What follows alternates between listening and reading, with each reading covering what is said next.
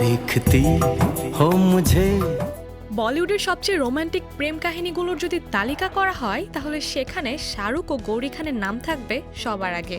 আজ যাকে রোম্যান্সের রাজা বলা হয় সেই শাহরুখের বাস্তব জীবনের প্রেম রূপকথার গল্পের মতো ছিল না।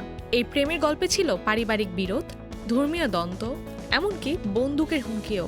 আজ যাদের জুটি দেখে তরুণ প্রজন্ম বলে এমন স্বামী চাই কিংবা এমন প্রেমিত আসল, সেই গৌরী আর শাহরুখের প্রেম একদিন ছিল খুবই বিপদসংকুল এক সফর।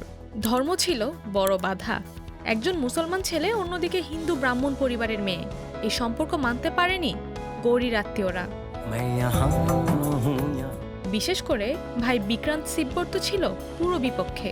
এমনকি একবার বন্দুক হাতেও হুমকি দিয়েছিলেন শাহরুখকে।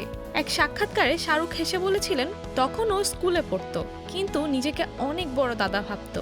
দেখা হলেই একেবারে গুন্ডার মতো ব্যবহার করত। তবে শাহরুখ কখনোই উত্তেজিত হননি। গৌরীর কথা মেনে সবসময় শালীনভাবে ব্যবহার করেছেন তার পরিবারের সাথে।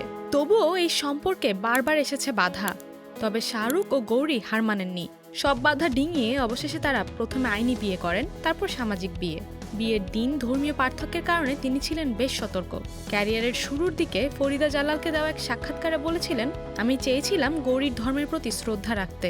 কোনো রীতিতে ভুল হোক সেটা আমি চাইনি, তাই প্রতিটা নিয়ম মেনে চলার চেষ্টা করেছি।